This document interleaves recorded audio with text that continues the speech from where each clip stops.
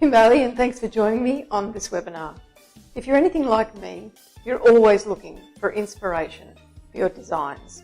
So this webinar is designed to help you get better results with better designs for your next competition.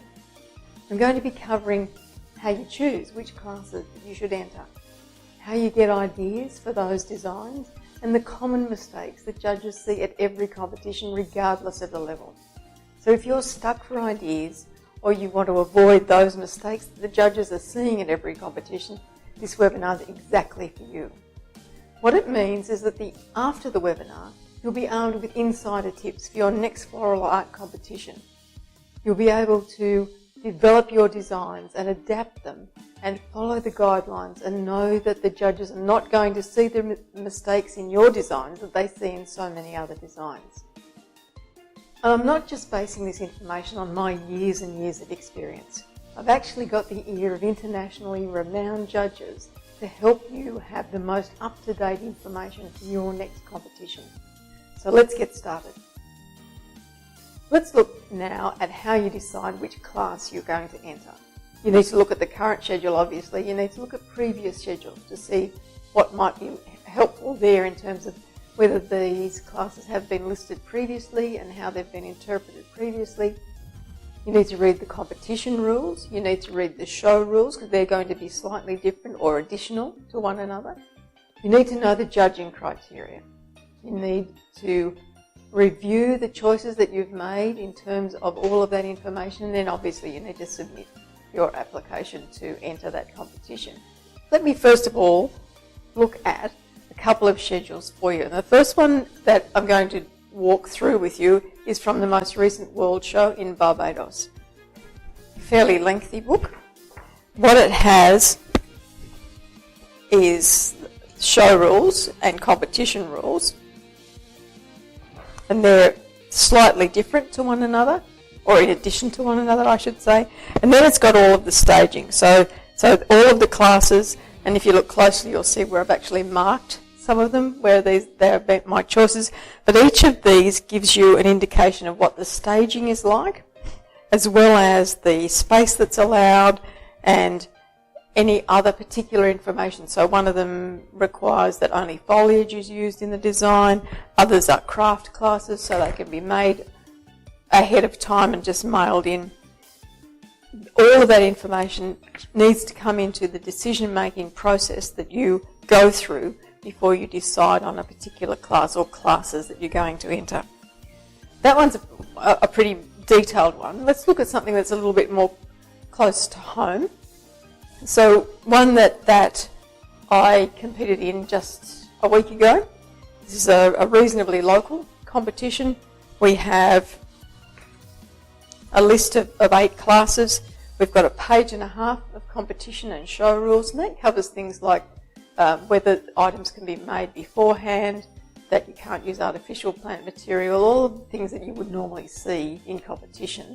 But you do need to read through them because they will vary from competition to competition, and you need to know that, say for this one, that artificially coloured plant material could be used, and that's not always the case. So there are differences in competition rules and in show rules, and that will also give you an indication of the basis for judging. So if we look at this one, I'll show you. This is the finished design.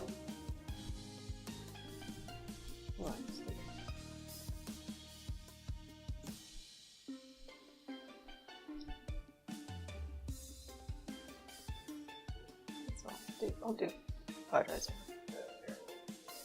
Yeah. So the title of this design is Outside the Screen. And the only other proviso was that competitors had to provide their own screen. So my thought process in thinking about this design was obviously that I like using a screen, I like using the mesh designs, and so I looked around to see whether I had anything already available in my store of things that would be useful as a staging prop, and there wasn't really anything ready-made, and that was a bit of a concern, so I let my thought processes develop a bit further, and I thought about what other screens. Now, I spend a whole lot of time in front of a computer screen most days, So that was a thought as well, that I could borrow a screen and have the floral material, the plant material around that screen. Now when you think about a computer screen, that's a fairly large and dominant piece of equipment. So the floral material or the plant material going around it was going to have to match that and be a bit bigger so that the screen was not dominant in the design. That became an issue when I thought about the way I wanted to present the design, because outside the screen to me feels like a modern or a contemporary design. So something with a minimum of plant material, and using a computer screen would mean I'd have to use a lot of plant material, so that moves back into the traditional style of designs. So for me, the decision to move more into to move away from the computer screen was because I prefer not to do traditional designs. I like the minimum of material for a maximum impact, and so I wanted to have a modern or a contemporary design. That said, the next thing I go through is, if I haven't got something that's ready-made, have I got components that I could put together to make something that was a screen? And so I did, in fact, have some wire mesh. It's white, it's very white. And that afforded me the opportunity of thinking about how I could make something that was freestanding, just using cable ties to join the edges. That then became the basis for the design, and so I felt then that I had enough to develop that I could actually enter that class in the competition. So that's my thought process, that's what I went down, and then I walked around and had a look at what was around outside that I might be able to actually put on the screen to use as the basis. And the first thing I came past was some palm spades and some palm inflorescence. And that then led me to think about having a screen on top of a screen. And so I went to the inflorescence and made some tatami mats that looked like screens that I could have the plant material on.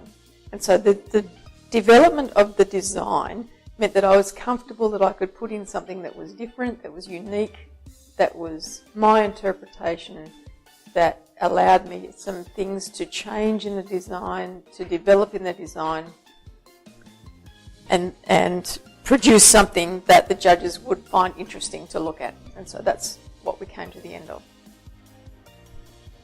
In terms of thinking about a design in theory and looking for inspiration, first thing I do is I look at the title. As you heard, I look and I think about the title and what comes to mind first when I think about that title. The next thing I do is I go to the dictionary, and so I'll look at what other meanings there are for the words that are in the title. I'll go to the encyclopedia, I might go to art books, I might go to geography or history books or any other sort of reference book in terms of that title to see what there is that might help me develop the design. All of that I write down either on a design sheet, which you can download, or in my design book. When you start doing your design, you need to record it so that you've got some sort of reference material that you can go back to, because you obviously none of us really have the luxury of sitting down and designing something and then producing it for the competition. So we need a record. And it's also good to have a record so that you can look back at that when you're doing your next design, or in 10 years' time when you're doing a design and you think you've heard that title before and go back and have a look at it. You can record images of how you develop the design, of the finished design, of the judges' comments, all those sorts of things. Now, there is a design planning sheet that I've used for many, many years that you can download. And these days I actually use a book. I find a book is easier. I've tried electronic and digital recording, but I find for me the book works better. And so I'll just put down all my ideas. I'll do a bit of a rough sketch. Sometimes I have tracing paper as well, where I'll put other alternatives of designs so that I can put alternatives of designs over the top and see how that's going to look. So the base obviously is the staging, and then the coloured bits are the design itself. Doesn't have to be artwork, just gives you an idea of what you want to do. So that's the recording of it, so that you've got your ideas down and you can go back and you can rethink through them. So in terms of inspiration, if I just summarise, because I think I'm straying a little bit off the point, which is my way, your first reaction to the title is the best way to start developing your design. Now, when you choose a class, everyone, when they read through a schedule, they'll have a reaction to some of the titles more than others. So go with those, first of all. See if you can develop it in terms of a few alternative designs or thoughts about it. Have a look at whether that title suggests to you a design style, because the best thing that you can do once you've determined that a particular title, the words, appeal to you, is determine the design style, because the design style is going to give you an idea of how much plant material you can use, what sort of staging you need to use, what sort of vase, what sort of container. All of those things will help in the development of the design if you've decided on a design style. Some of the classes obviously might be particular design styles, and so you might have some preferences in those. You might prefer a petite design, or you might prefer a mobile, or you might prefer the traditional designs. If those things are specified, then go for those things and then develop your design after that. Have a walk around, have a look at nature, see if something in the natural environment inspires you to interpret the design title that you've got. Ask other people, see what their reaction to the title is, so that you can develop your design based on some other ideas, some other ways of thinking that you mightn't have. Practice the design, because in practicing the design, in putting it together, whether it's the mechanics or the floral material, you'll work out whether it actually is coming together in terms of the judges being able to look at it and say, yes, that's exactly the title. Don't stick to a particular design if it's not working. That's the best advice I can give you. We often get an idea and we think, this is how I'm going to interpret it, this is how the design should be, and it just doesn't come together. Don't labour it, because by the time you get round to competition day, you'll be under so much stress it won't work. Simple as that. Let's first look at the show schedule for the 12th World Flower Show in Barbados. Now, this is a competition that's only held once every 3 years. So the rules need to be restated each time it's held, and there are also local rules for that particular competition, whoever is hosting it. This time it was Barbados, the previous time it was Dublin, it was Ireland. Prior to that, it was in Japan and South Africa and Scotland and New Zealand. And so you can see that each of those countries would have particular local show rules, they're called, that are different or in addition to the international show rules. So we have just quite a short paragraph that are the international, so it's only 6 international show rules, and then there is a full page and a half of competition rules that relate specifically to the hosts of this competition. So that's the Barbados additional competition rules. You need to read through both, because the first one, the international show rules, would just say what the very basic things are that happen at every world show. These ones are about this particular competition in this particular venue. Then we have the list of all the competition classes with the staging. So it gives you an indication of what the staging will look like, the dimensions of it, so you can get a feel for whether that type of staging is the sort of staging that you'd be interested in. You can see that there are a few that are marked. They were my choices. And in fact, when I look at it now, I did do 2 entries in this particular competition, which is unusual for a world competition. Normally you're only allowed to have 1 entry in a competition. But the one that was my second choice when I was going through is the one that I got in the first round of allocation of classes, and it's the one that I got a prize for, and it's the one that I enjoyed doing the most. So that was quite an interesting exercise in terms of looking back now at what the planning process was when I was doing it, and then what happened in actuality.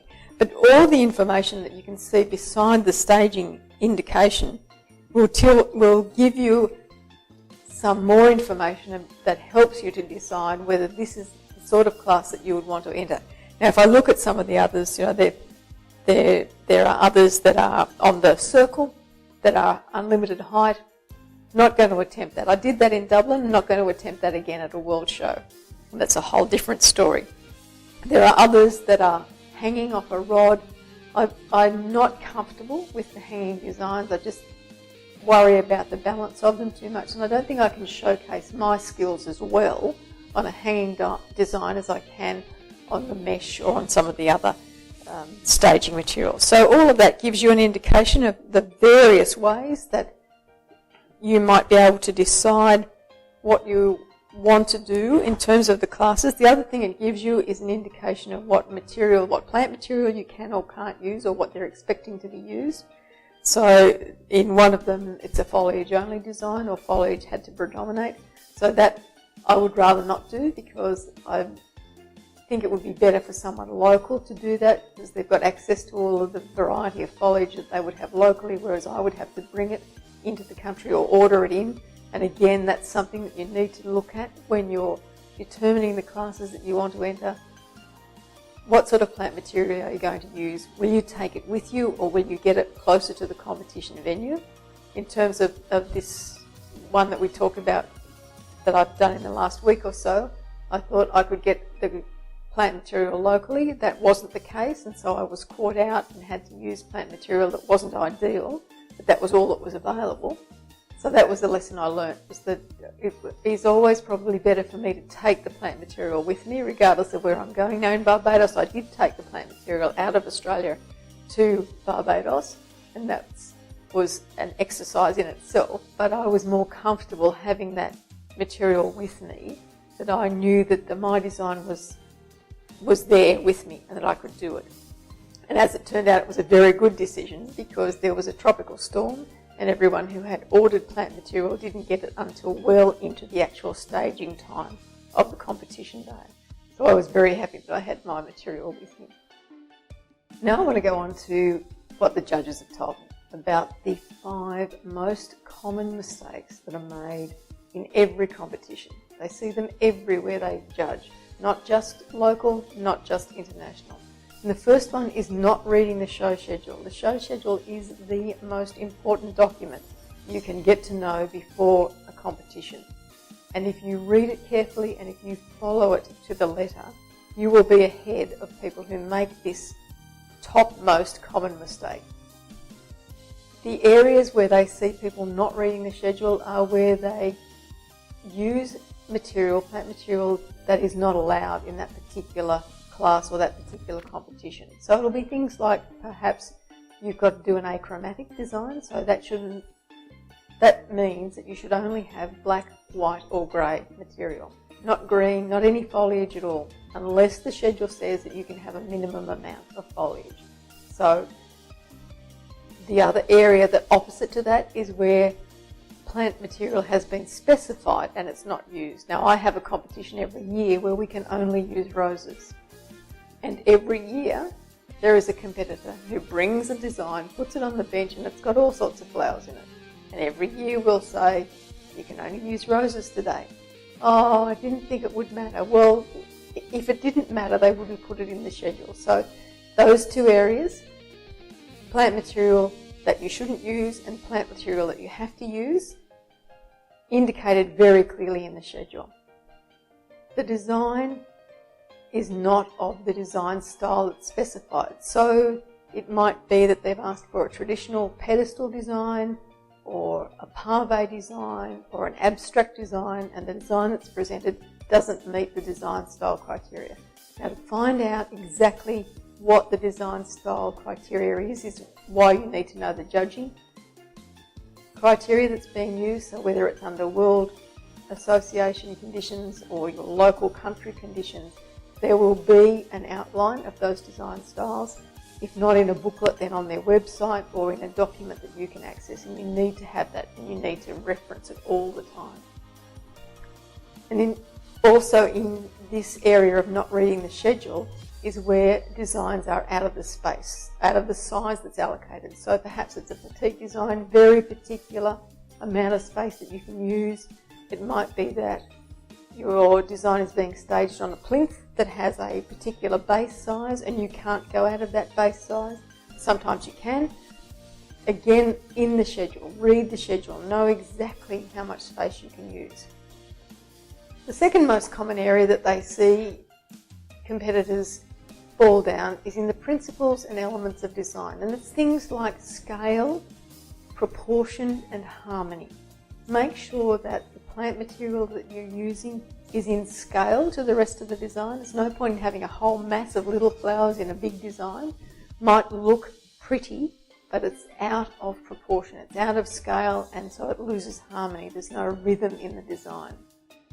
The other area in terms of the principles and elements of design is overcrowding, using too much material. And we have a very pertinent saying, if in doubt, leave it out. So make sure that all of your plant material has space around it, because the space in a lot of designs is part of the design. That negative space is something that the judges look for as part of your overall design. Third area that they get concerned about is reliance on accessories to actually interpret the title. So your plant material should be the thing that tells the judges the story of the title. The fourth area of concern for judges is poor use of the space or the staging. So if you're given a plinth, you need to use the plinth, and if your height is unrestricted, then you can go down as well as up. If you have a niche, so a box, and you only use just the centre of it and there's too much space around it, then that would be considered poor use of the space as well. In general terms, we talk about using 2/3 of the space that's allocated for you, and so you need to think about that when you're looking at the overall placement of your design.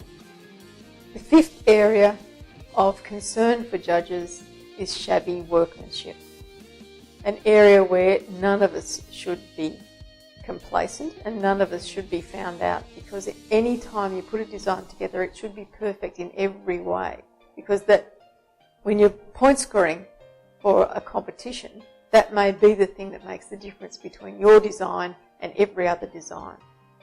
For my favourite part of these webinars, and that's our question and answer session. So here I am at the desk, ready to answer some of the questions that have come in already.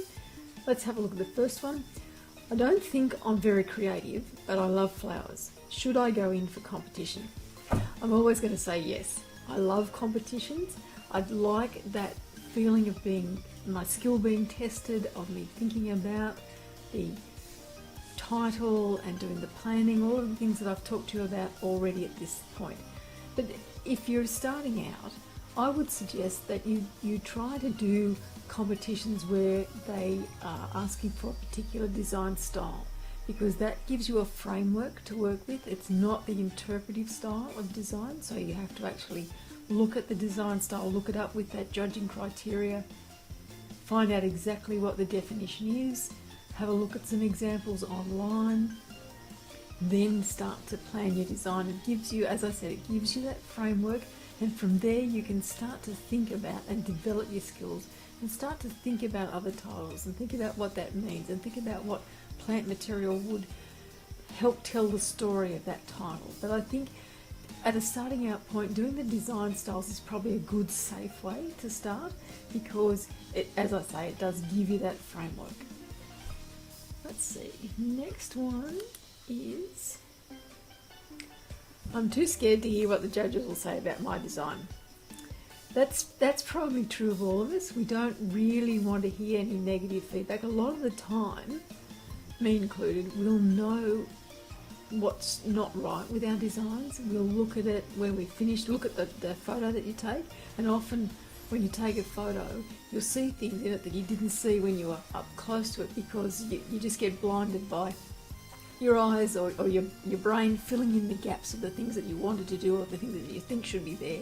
And then when you look at the photo, you think, well, that's not what I thought it was. You know, it's not the right angle, or there's a gap there, or there's the wrong sort of material, or it's unbalanced. Often you'll see the balance issue in a photo where you won't see it when you're looking at the design.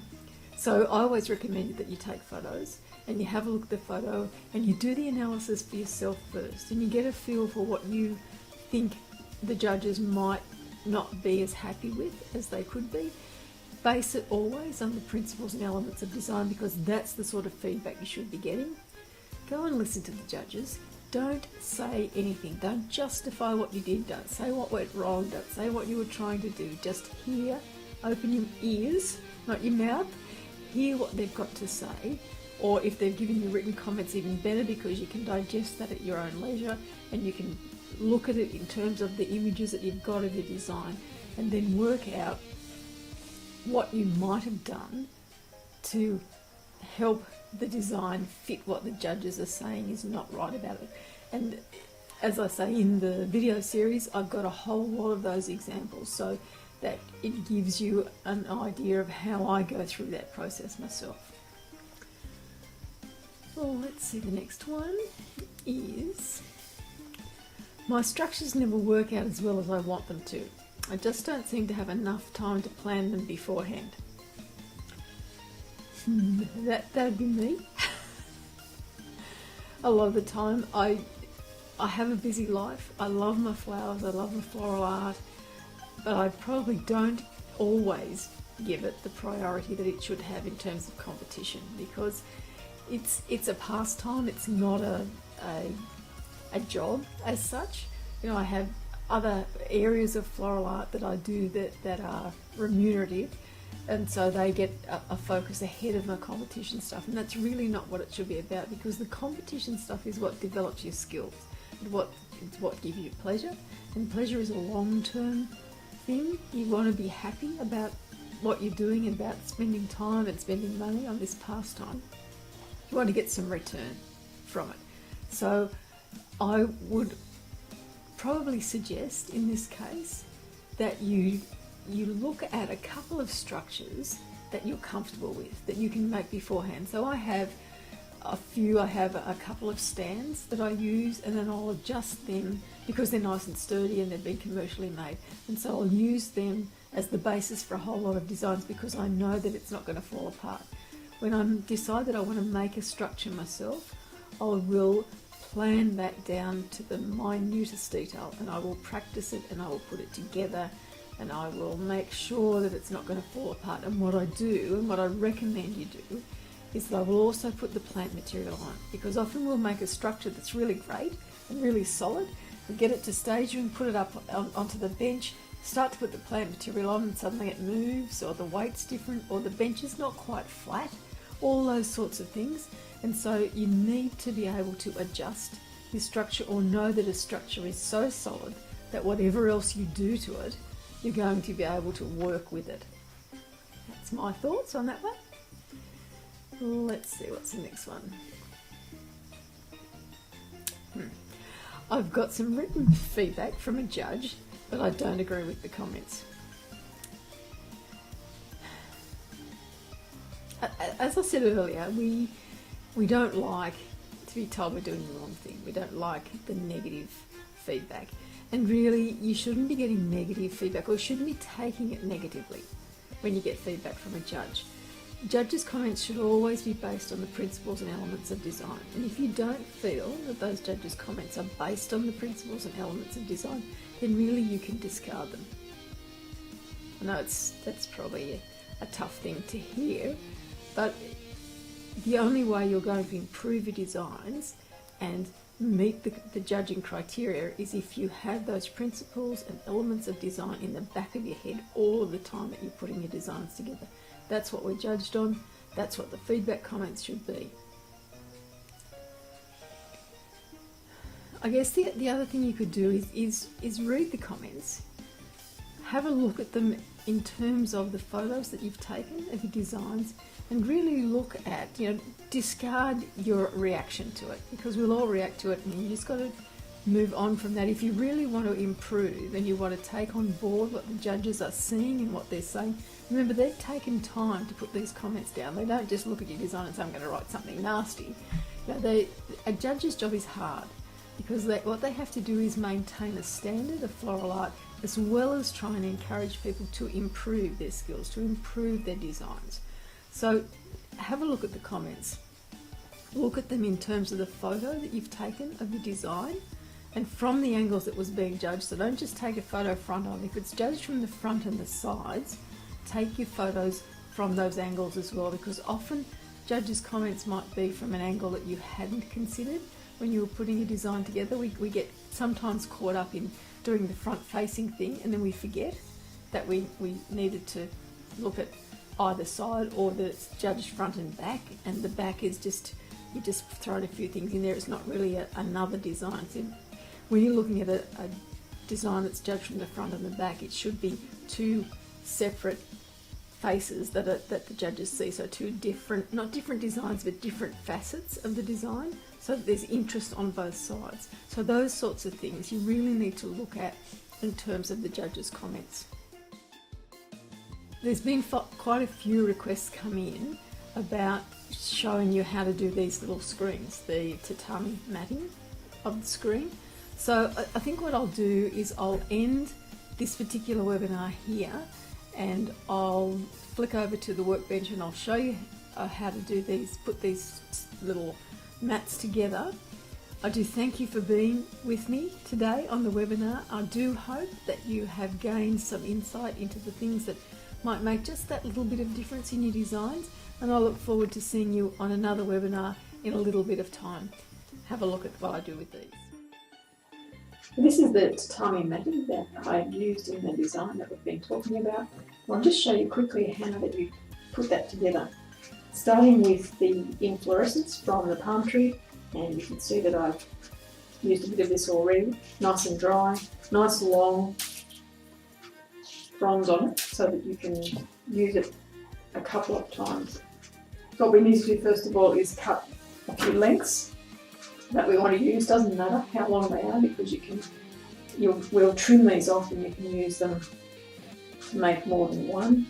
And just separate out. So that now that one is quite bent. It's actually broken.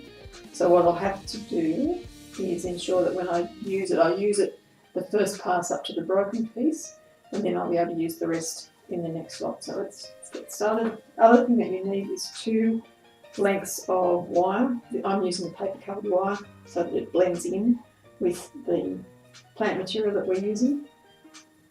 Double the length of the finished item that you want. So if I was doing this one again, double the length, so I'd cut that much wire. This one I want a little bit longer, so double the length and 2 lots of that. And very simply, take your first bit of plant material, halfway down your wire, bring it in the length. You might want to trim these ends, so bring it in a little bit further than that finished edge that you're looking at on one side of your binding. Pinch them together, and then 2 twists. 1, 2. Go along the length of the plant material to where you want the next bit of binding. Same thing. So pinch it, 2 twists. And simply repeating that pattern all the way down.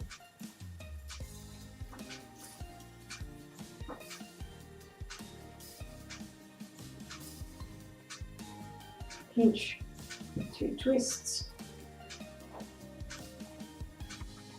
Make sure you're tied up against that last twist. Pinch, 2 twists. And continue that down, and you'll work out a method that is comfortable for you of actually adding in your plant material. Now you can do it with any kind of plant material. These ones are obviously not particularly straight, but it adds a little bit of interest and texture to your design. You can do it with skewers, bamboo skewers, matchsticks, whatever material will fit into this binding method. Obviously you'll need it to be something that can be out of water. It's for a competition piece. It's for a display piece. It's not quite so critical. So you can see how quickly that builds up.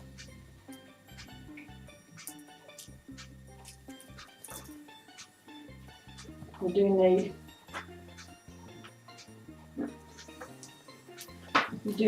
to have a bit of room to work this magic, otherwise you get tangled up with plant material and wires and all sorts of things.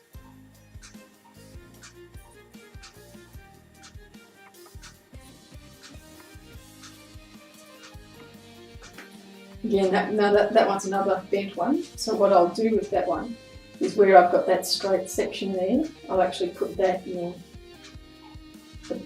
within the bind. So I will have to trim this end. So we'll put it there.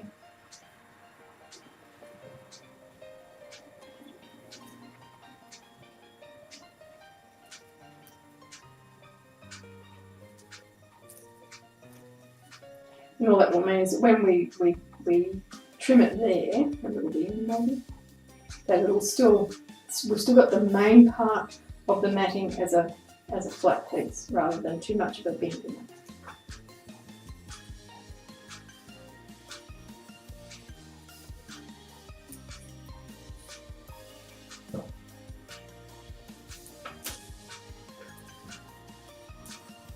It's a very good activity to do when you're sitting around having a drink or a cup of coffee, watching television if that's your pastime. And you do, just by doing the 2 twists, you get a nice even bind on your matting. You could obviously do this with decorative wire, or it'd be quite special to do it with one of the coloured wires. Anything that's thin enough for you to get those uniform twists into it. A few more to add, and then we'll do the trim.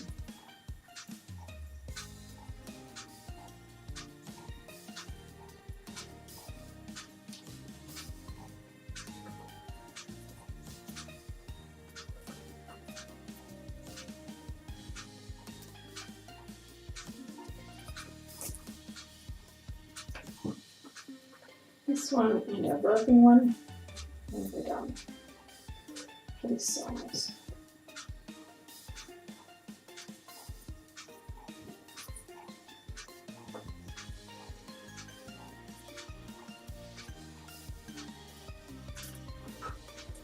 Now I've got the broken one, so it's nicely broken in an area that will fit into the size that we're working on.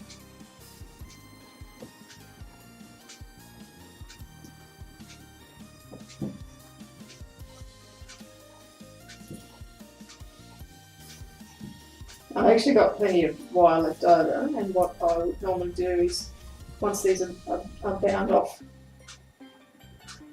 completely, I'll actually save that wire and make a couple of nice little ones, and obviously thinner as well. So initially, we'll go on the long side, because that will determine, we've got a reasonable amount of coverage that we can trim up on this side. We want obviously it to be even on both sides, even to our original one. So we'll trim off this side first.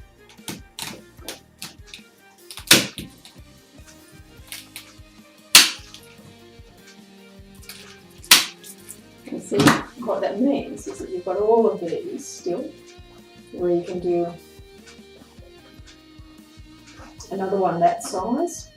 You still get another one in that size, and then maybe a little one. What you'll find is that these finer ends are a little bit too hard to work with. The wire becomes more dominant than the plant material, and you don't want that in your design. So you probably get one that same size and one a little bit smaller out of what's left there, so they're quite economical.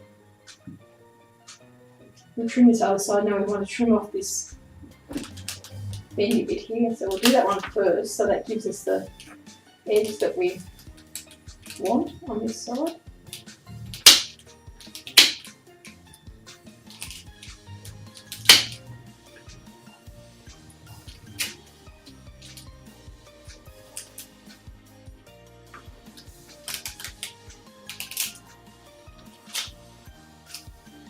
It can help if the secretary is very sharp. It'll work well. So there we have the one that we've just thrown up together, and that's one. Obviously, now you can see the difference in the sizes. So this one was made with the the inflorescence further down, so it's the thinner section, so that section is what I used. And I made a bigger one for the design that you've seen with the thicker end. Nice, simple technique, really serviceable. You can use it in so many ways in your designs, whether you're using it horizontally across your container to hold plant material upright, or whether you're actually hanging it, as we did in the design that you've been looking at, to create a screen or a platform for the rest of the plant.